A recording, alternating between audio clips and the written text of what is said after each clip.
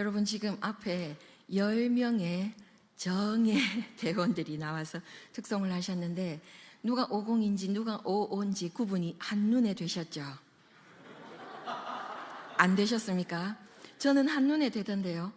정신준 집사님하고 김금배 집사님은 특송을 하는데 패드를 들고 계셨고 나머지 분들은 다 찬송가를 들고 계셨습니다. 자동으로 구분이 됐습니다. 남성 중창은 언제 들어도 아름답습니다. 세상에서 가장 아름다운 노래가 남성 중창이라고 저는 생각하는데요. 들을 때마다 힘이 납니다. 특송 감사합니다. 자, 여러분, 남성들도 갱년기를 겪을까요? 어떻게 하셨어요? 10년 전만 해도 이런 질문을 하면 아니요 라고 대답하는 분들이 제법 있었어요. 근데 이제는 다들 아세요. 남성들도 갱년기를 겪습니다. 언제 가장 많이 겪는지 아십니까? 조금 빠른 분들은 요즘은 더 빨라져가지고 30대에도 겪는 분들이 계시대요. 왜 여성 동지들도 20대에 심지어 폐경이 되는 경우도 있지 않습니까? 그래서 30대도 겪기도 한데요. 그렇지만 그건 일반적인 케이스는 아니고요. 보통은 50대 때 가장 많이 겪습니다. 지금 여기 앉아 계시는 여러분이 갱년기의 주인공이십니다. 전에 없이 피곤하시죠? 몸만 피곤한 게 아니라 짜증나고 우울하시죠? 소화가 막 안 되시죠? 드라마를 볼 때 옛날에 부인들이 우는 거 보면 저거 왜 우나 싶었는데 이제 본인이 울고 계시죠? 그렇게 갱년기를 지나가고 계시는데 옛날 한 80년대까지만 해도요. 갱년기 겪어도 크게 문제가 안 됐어요. 한 1, 20년 더 사시다가 주님께로 갔거든요. 근데 지금은 갱년기를 겪으신 후에도 무려 50년을 더 사셔야 됩니다. 큰일 났습니다. 진짜 큰일이죠. 그래서 제가 아까 찬양할 때 뒤에서 봤어요.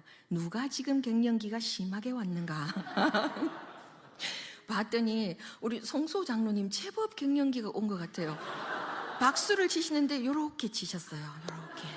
근데 이제 아직 안 온 것이 확실한 분이 우리 안진세 집사님 이렇게 치셨습니다. 이렇게. 집사님 군대 어디 나오셨어요? 오, 봄납니다.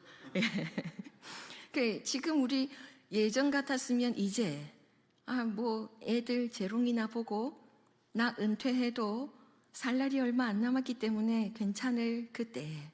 이제 여러분은 앞으로 50년을 더 재수 없으면 70년을 더 재수 없다고 표현해서 죄송합니다. 이런 말씀은 안 되는데 세상이 그렇게 표현하죠. 재수 없으면 70년을 더 살아야 되는데 직장에서는 나가래요. 맞죠? 이진영 집사님. 예, 직장에서는 나가래요. 근데 살 날은요. 짧게 잡아도 50년, 길게 잡으면 70년 정도 더 남았단 말입니다. 그래서 다시 태어나는 것 같은 이 시간에 앞으로 남은 그 긴 삶을 도대체 어떻게 살아야 되는가? 무엇을 바라보고 살아야 되는가?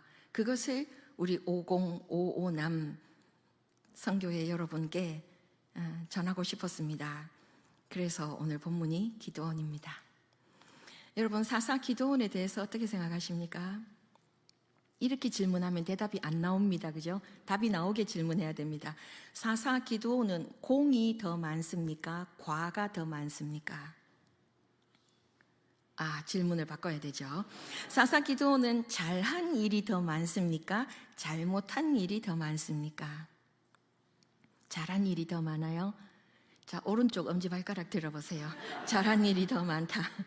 잘못한 일이 더 많다는 책상 위에서 왼쪽 새끼손가락 한번 들어보십시오. 그렇죠. 우리가 어느 한 시대를 판단하는 거 굉장히 어렵습니다.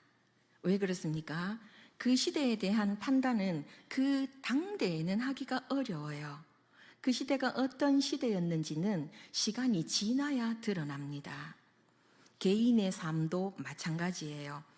그 개인이 살았던 당대에는 칭찬받았을 수 있는 삶이 시간이 지나고 나서 보면 그게 칭찬받을 일이 아니었구나 하고 결론이 나는 경우가 있어요. 그래서 우리가 시대든 개인이든 판단하는 것은 굉장히 조심스럽고 힘든 일이기는 해요. 그렇지만 우리에게는 개인의 삶이든 시대든 판단할 수 있는 분명한 기준이 있습니다. 그게 뭡니까? 하나님의 말씀입니다.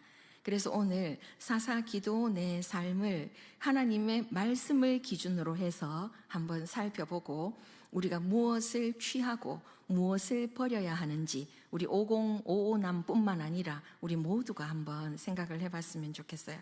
사사 기도원에 대한 설교는 여러분이 아주 어렸을 때부터 많이 들으셨을 것입니다.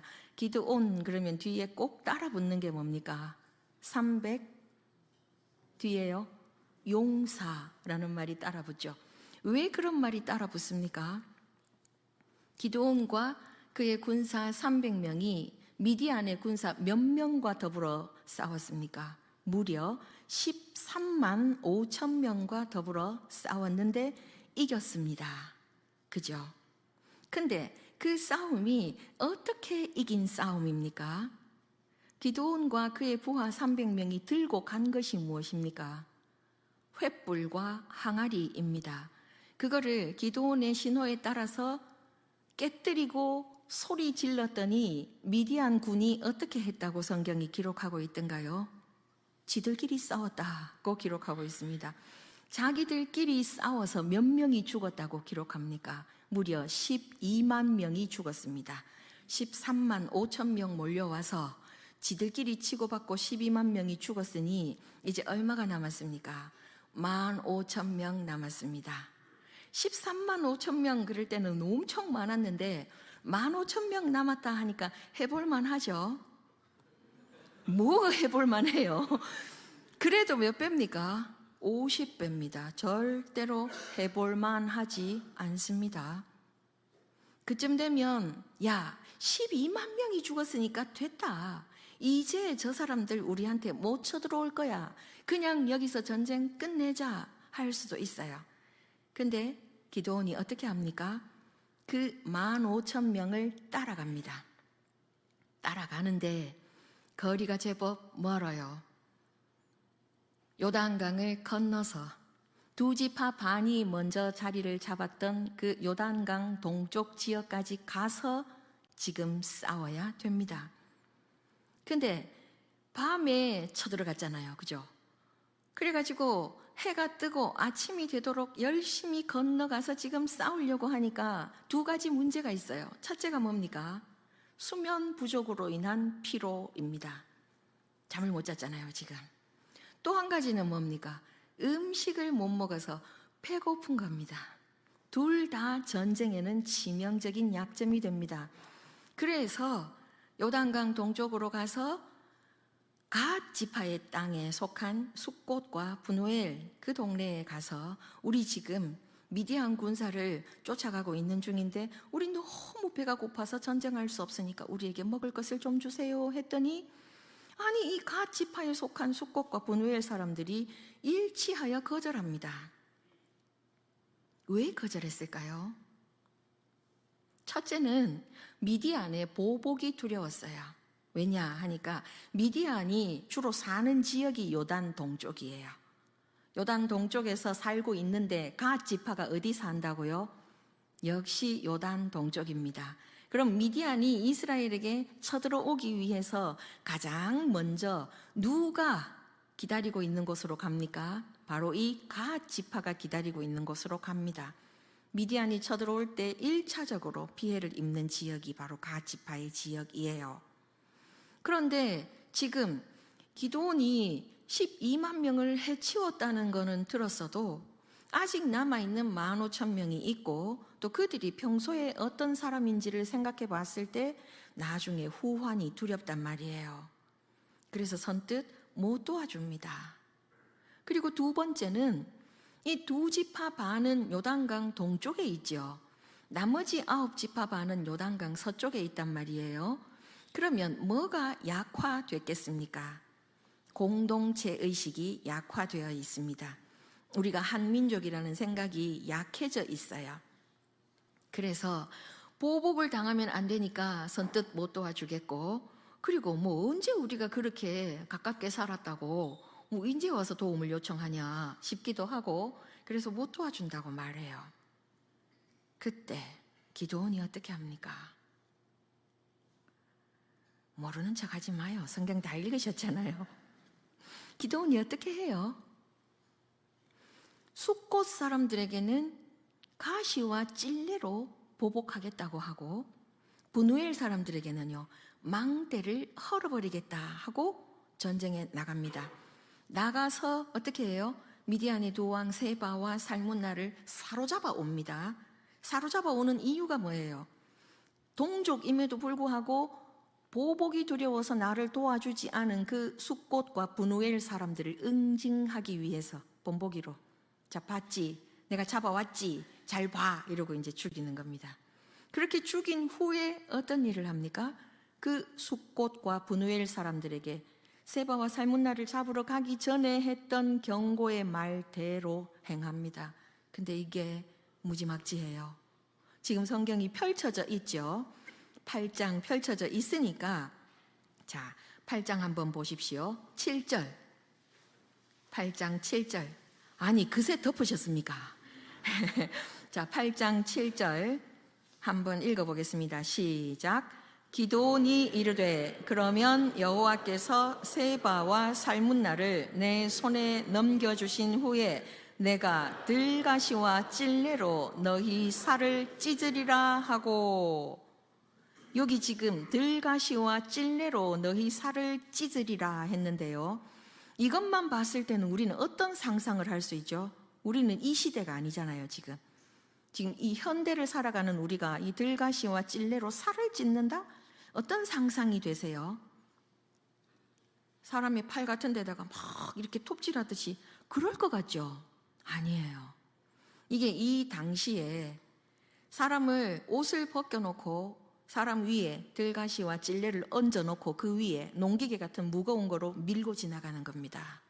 상상이 되십니까? 이거는 동족에게는 행하지 않았던 거예요. 누구에게 행했느냐 하면 전쟁 포로들에게 그렇게 했대요. 그 당시에. 숫곳과 브누엘 사람들이 어떤 사람들인데요? 비록 내가 지금 대적과 더불어 싸우는데 도움이 필요하다고 요청하는데 안 도와주니까 괘씸하기는 해요. 괘씸하기는 하지만 그들도 피를 나눈 동족이에요. 근데 이런 방법으로 응징하면 가합니까? 그럴 수는 없잖아요. 근데 그렇게 합니다. 그리고 조금 더 내려가서 9절 한번 보십시오. 함께 읽습니다. 시작. 기드온이 또 브누엘 사람들에게 말하여 이르되 내가 평안히 돌아올 때에 이 망대를 헐리라 하니라. 아멘. 이 말씀도 망대를 헌다? 이거 뭐 별거 아닌 것 같잖아요. 그냥 뭐 하나 헐었으면 다시 지으면 되지 이렇게 생각할 수 있는데, 이 망대는 성벽 위에 세워져 있는, 군인들로 치면 보초를 서는 장소입니다. 적이 쳐들어오는지 안 쳐들어오는지 가장 먼저 분별할 수 있는 장소. 그거를 허물어 버리면 항상 불안하겠죠. 적이 지금 오고 있는지 안 오고 있는지 모르잖아요. 어디쯤 왔는지 알 수가 없잖아요. 안전을 보장받지 못합니다. 근데 이렇게 한 말 그대로 행하는 것이 8장 16절 17절에 나와 있어요. 16절 17절에 보면 그 성읍의 장로들을 붙잡아 들가시와 찔레로 숫곳 사람들을 징벌하고 브누엘 망대를 헐며 그 성읍 사람들을 죽이니라. 망대만 헌다 해놓고 그 성읍 사람들도 죽여버립니다. 누군데요? 이 사람들이 동족이에요. 이게 기드온의 첫 번째 과입니다. 허물. 그리고 두 번째, 기드온이 세바와 살문나를 잡아가지고 지금 이제 이 숫곳과 브누엘 사람들이 보는 앞에서 처단을 해야 되는데, 그죠? 21절로 한번 내려가 보세요. 21절 함께 읽습니다. 시작.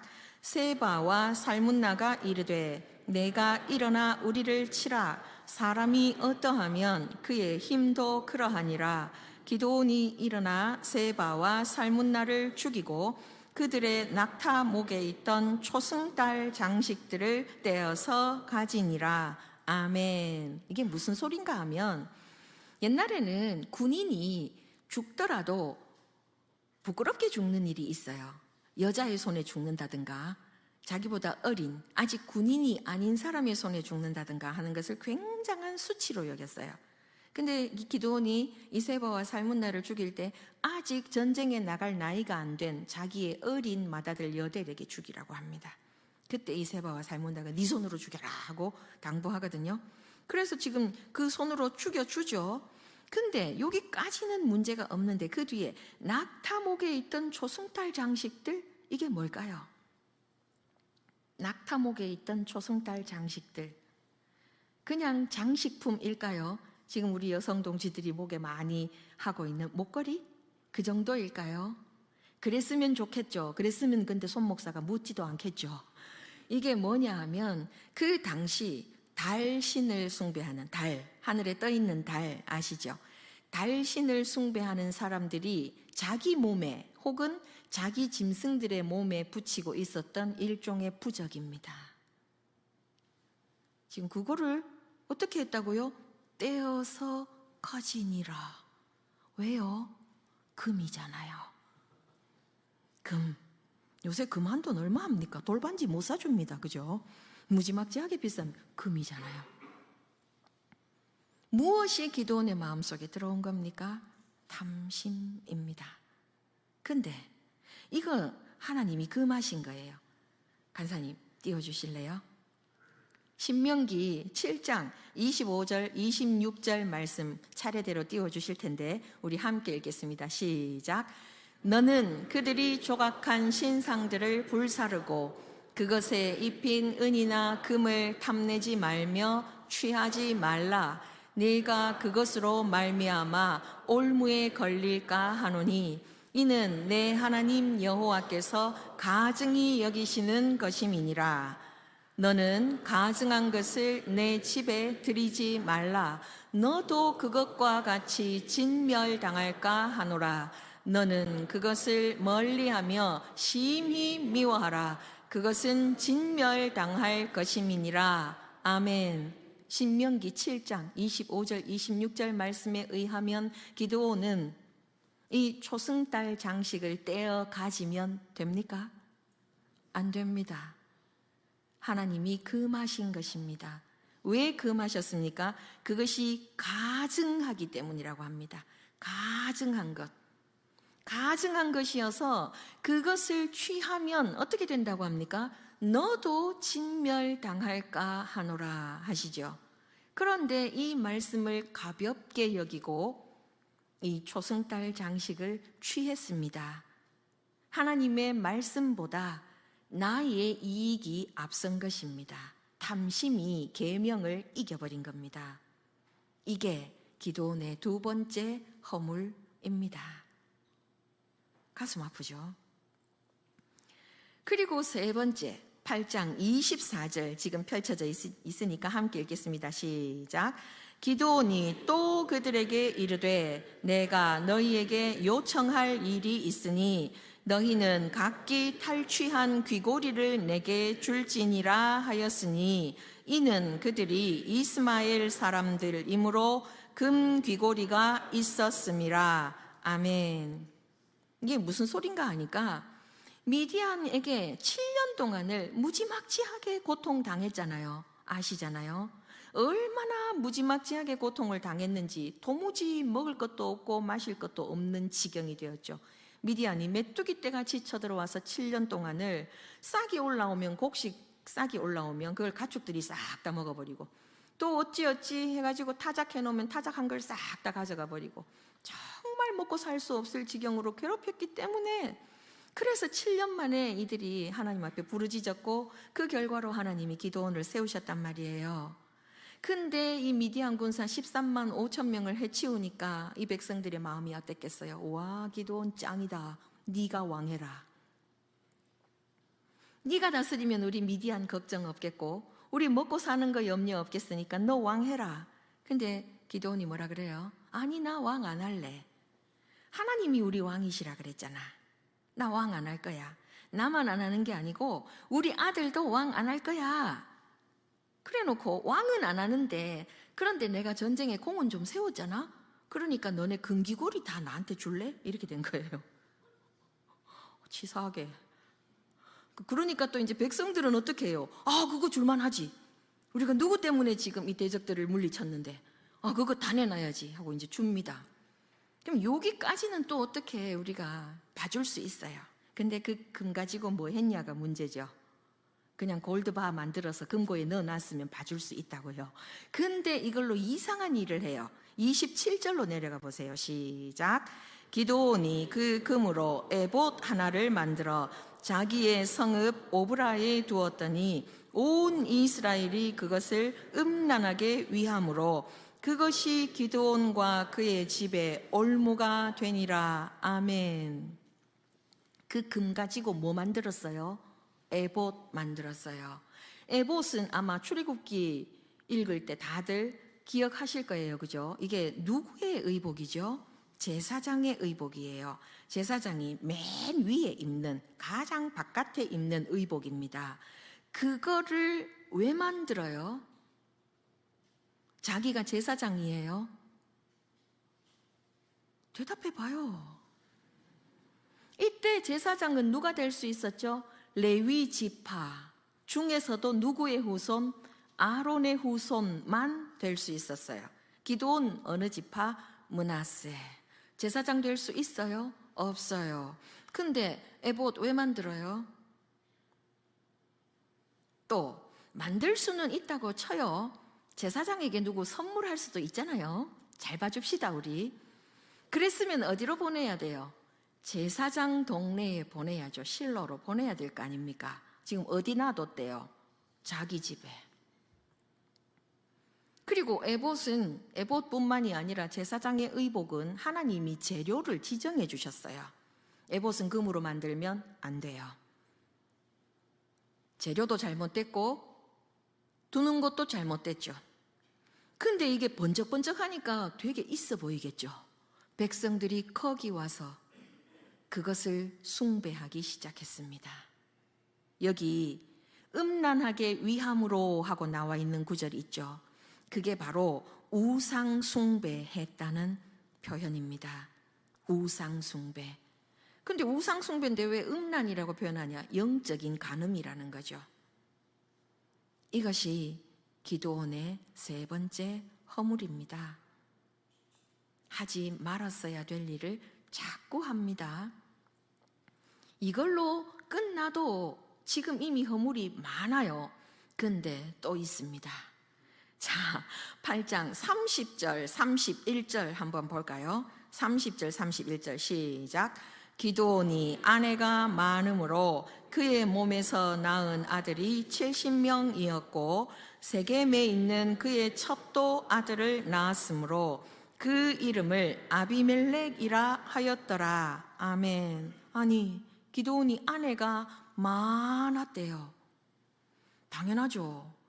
금을 많이 가졌잖아요. 금을 많이 가졌으니까 아내를 여럿 거느릴 수 있겠죠. 자고로 돈이 많아야 죄도 짓습니다. 많이 뒀는데 도대체 아내가 몇 명인지는 나와 있지 않지만 자식이 몇 명이래요. 아들만 70명. 여러분 중에 한 명의 아내가 아들만, 딸 안 세고 아들만 70명 낳은 사람 본 적 있어요? 들은 적은 있어요? 자, 그러면 우리 상식선에서 한번 생각해 봐요. 옛날에 우리 부모님 세대는 자녀를 많이 낳았어요. 많이 낳는 집은 12도 낳았어요. 그러면 100% 아들만 나오죠? 그럴 리가 없죠. 그러면 아들만 70명 되려면 도대체 아내가 몇 명쯤 돼야 가능합니까? 예? 제가 이원석 목사님한테 지난주에 여쭤봤어요. 목사님 생각에는 아들이 70명이 되려면 아내가 몇 명쯤 돼야 될까요? 이원석 목사님, 글쎄요, 한 20명? 여러분 어떻게 생각하십니까? 30명? 예, 무지막지하게 아내를 많이 뒀어요. 그래갖고 아들을 70명 낳았어요. 아, 그래도 이것까지는 봐줄 수 있어요. 왜요? 영웅은 호색이라 하잖아요. 잘 봐줍시다. 뭐 그럴 수도 있지. 금도 많은데. 그런데 문제는 그 다음에 그 많고 많은 아내로 만족을 못하고 첩이 있네요. 이 첩은 정식 부인이 아니죠. 근데 그래 뭐 영웅이 호색이라니 첩도 더도 그래 봐줍시다. 근데 그 첩이 낳은 아들의 이름이 요상해요. 이름이 뭐라고요? 아비멜렉입니다. 아비 나의 아버지라는 뜻이에요. 나의 아버지. 멜렉 왕. 뭔 소리예요? 우리 아버지가 왕이다. 그러면 누가 왕이다? 기드온이 왕이다. 기드온의 본심이 아들 이름 지은 것에서 나타났습니다. 그랬더니 기드온의 사후에 무슨 일이 일어납니까?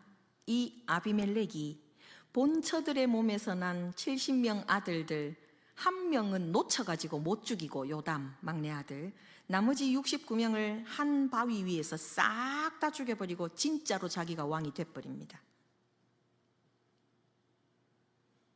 근데 그걸로도 끝 안 나고 이 첩이 첩이 세겜 사람이었는데 그 세겜 사람들의 그 정치적인 기반으로 아비멜렉이 왕이 되었는데 그게 악하잖아요.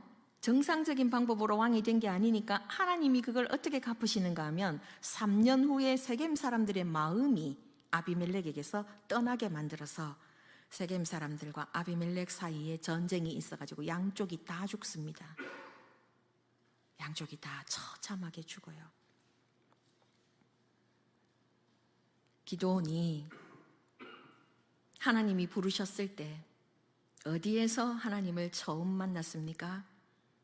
포도주 틀에서 타작하다가 만났어요. 그때 기드온은 자기를 어떻게 여겼습니까? 작게 여겼습니다. 그렇지만 하나님이 그를 선택하시고 자기를 작게 여기는 그 사람을 향해서 용사라고 부르셨습니다.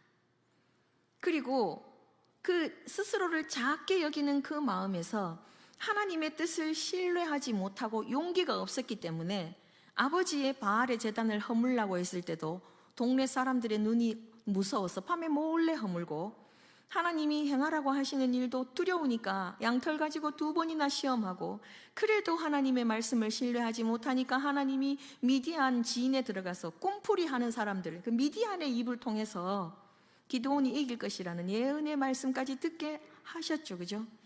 그때까지만 해도 안전했어요. 기드온이 자기를 작게 여기고 자기가 약한 것을 알았을 때, 하나님이 나를 불러 세우셨지만, 하나님이 나를 향해서 용사라고 불러주셨지만 내가 용사가 아니라는 것을 스스로 알고 있었을 때, 그때는 안전했어요.